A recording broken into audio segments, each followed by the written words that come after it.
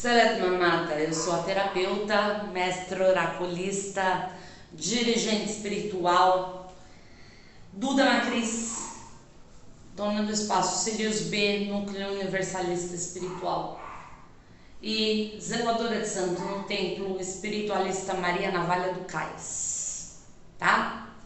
Hoje a gente vai continuar nossa série Decifrando a Bíblia Sagrada, segundo a visão espiritualista, e vamos falar do cara, o grande avatar, um dos grandes avatares da humanidade, no mínimo, chamado Jesus o Cristo, o Insu, o Christos, né? Eu falo em grego, Insu, o Christos, o ungido, porque grande parte aí do cânone do Velho, do Novo Testamento, perdão, foi escrito em grego, que na época era uma língua como é hoje o inglês. Então, se você preferir o nome em hebraico dele, Yeshua, vamos falar um pouquinho sobre Yeshua e a diferença dele ser o Cristo, né? Ah, Duda, mas você não vai falar mais sobre o Antigo Testamento? Vou falar sobre o Antigo Testamento também junto, em conjunto. Por exemplo, hoje a gente tem a profetização do nascimento de Jesus em Isaías capítulo 7, versículo 14, e a confirmação disso em Mateus capítulo 1, versículo 23, na qual o anjo de Deus fala que nasceria um prometido descendente de Davi, né? Primeiro fala para Isaías e depois em Mateus diretamente com Maria, que teria que se chamar Emmanuel, né? Que significa Deus conosco. Não foi esse o nome dado para ele, mas eu não vou questionar isso. O nome dele foi Jesus, Yeshua, certo? E ele fez sua circuncisão exatamente no dia que precisava fazer, após o nascimento e tudo mais. Um judeu legítimo. Então, lá para o ano 2, 3, quando Constantino resolve se converter ao cristianismo, ele exclui uma série de livros da Bíblia, o Evangelho de Tomé, o Evangelho de Maria Madalena, dentre outros aí, porque ele resolve formar um cânone que seja adequado ao seu poder, ao seu governo cristão. Daí são retirados alguns livros da Bíblia que hoje você tem como apócrifos, como pagãos, e veja você que é pagão também, comemorando o nascimento dele no dia 25 de dezembro, né? Porque não foi o dia que ele nasceu. A Bíblia fala sobre Maria ter dado à luz no 25º dia, mas a Bíblia não fala que foi no mês de dezembro, até porque o nosso calendário não é o calendário judaico. Certo? Se você for calcular mais ou menos aí, vai dar uma data parecida com outubro. Final de outubro, começo de novembro, se você for pesquisar fatos de verdade. Mas por que a Igreja Católica resolveu em 320 depois de Cristo determinar que o dia 25 de dezembro era importante? Vou te contar por quê. Além de outros avatares terem nascido no mesmo dia, é uma data comemorativa pagã muito importante da maior inimiga da Igreja Católica, os não cristãos, o paganismo,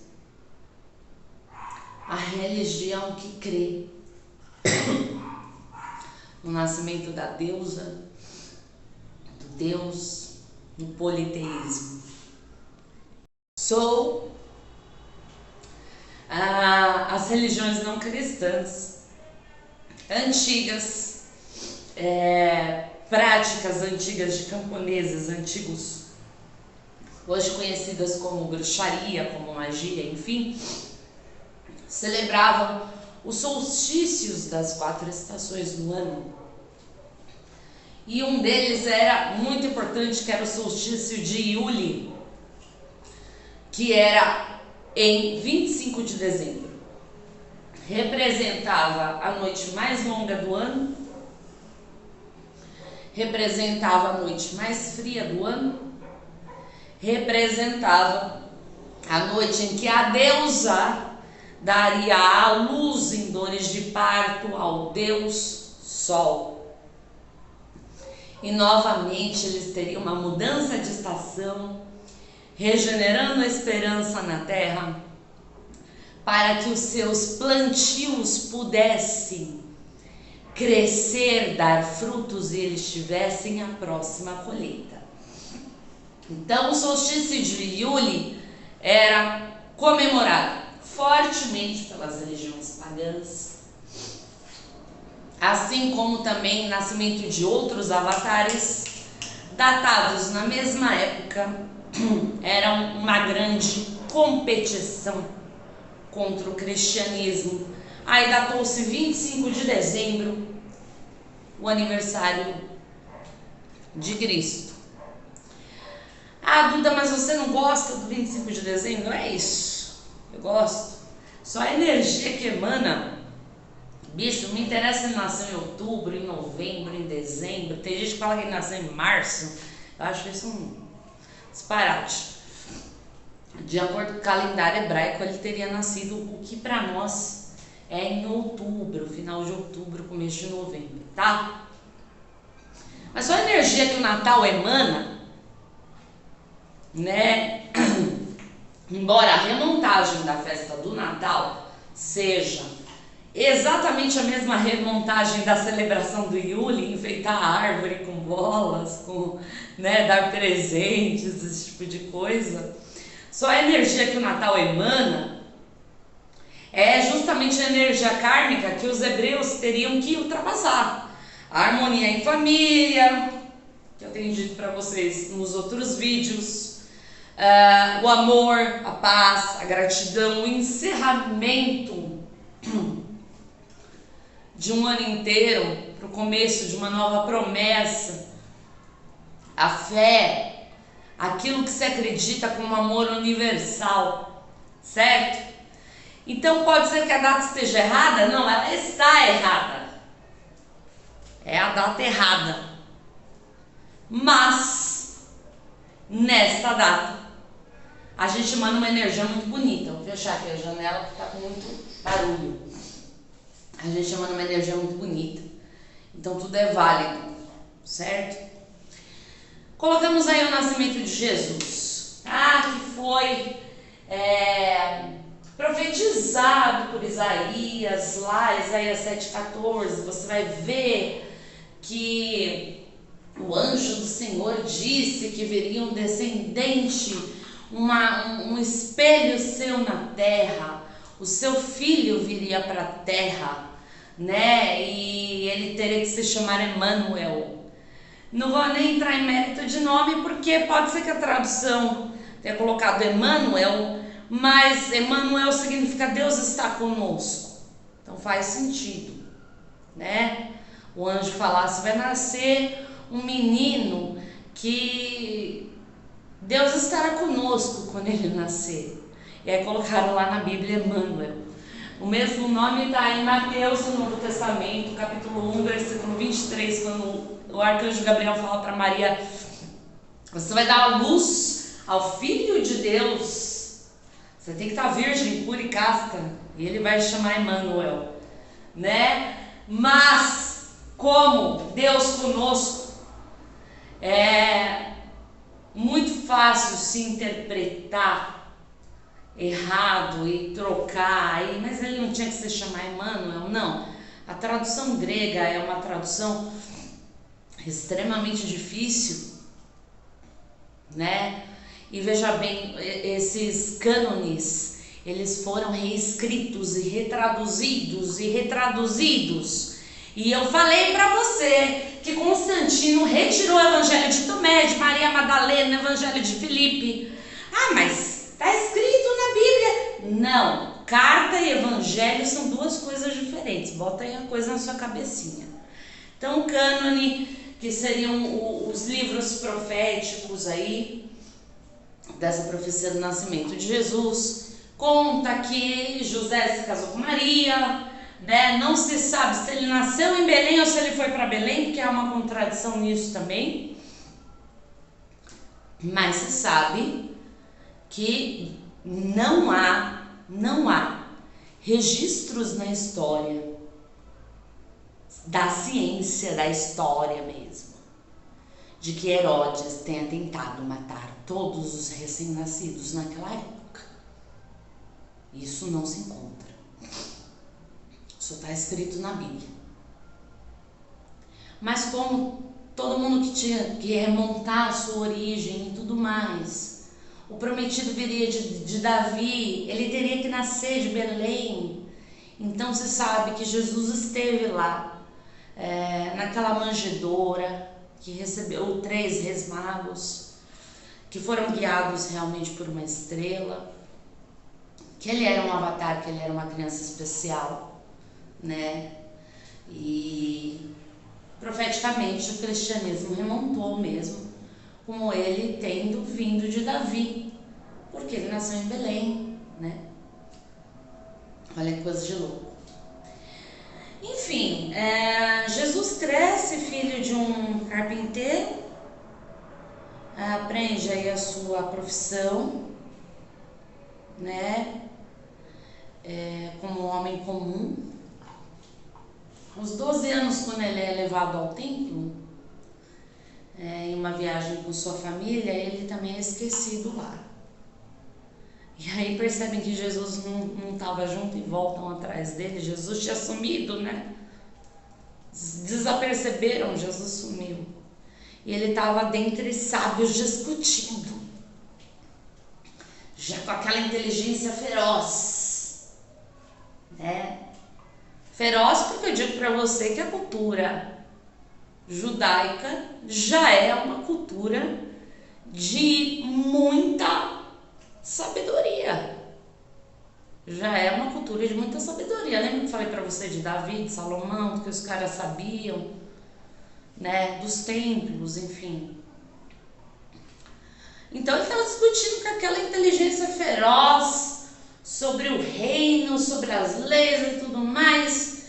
E aí a família dele vai, vamos embora, né? E ele não sabe que eu tenho que estar na casa de meu pai. Dali por diante, se encheram as linguiças, pula pro batizado do homem aos 33 anos de idade. Cadê as linguiças que foram retiradas, né? Onde é que estão as linguiças? Então, as linguiças estão no Evangelho de Tomé, as linguiças estão no Evangelho de Maria Madalena, as linguiças estão no Evangelho de Judas, as linguiças estão até em manuscritos encontrados no Mar Morto.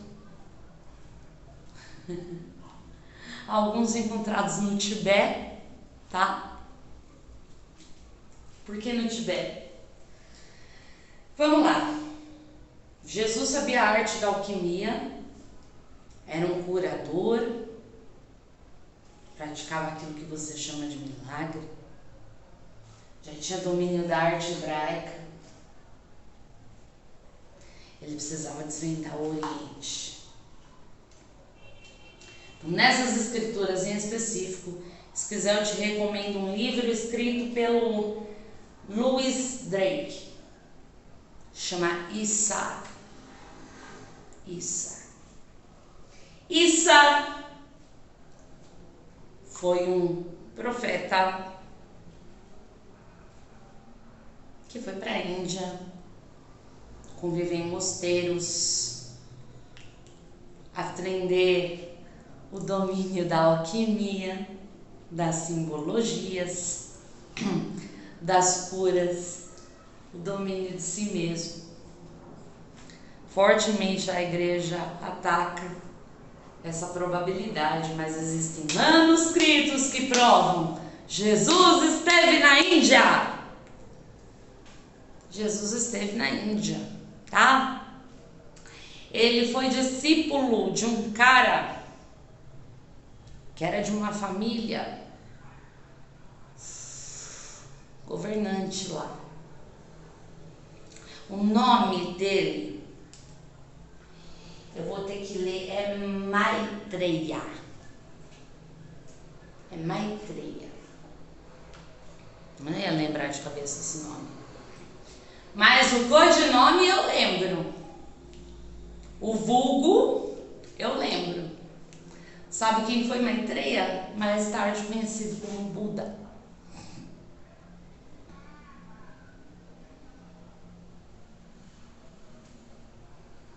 Louco isso? Então, provavelmente Jesus passou a sua adolescência estudando essas artes. Há registros de passagem dele pelo Egito também, assim como há registros de passagem dele pela Índia, onde ele aprendeu a condensar e descondensar o espírito, onde ele aprendeu simbologias sagradas, onde ele aprendeu dominar elementos, onde ele aprendeu uma série de coisas. Você está desmistificando Cristo? Não, estou mistificando. Ele era um grande místico. Certo? Aí quando ele retorna, eu estou colocando nessa cronologia porque, segundo os meus estudos, foi nessa cronologia que eu compreendi, lá pelo ano 20, mais ou menos, depois de Cristo, né? Resolve, os judeus se dividem em 4 grupos que eu coloquei ali, porque Pilatos resolve atacar a fé dos judeus, né? Aí os judeus se dividiram em 4 grupos. Provavelmente isso já estava acontecendo, tá?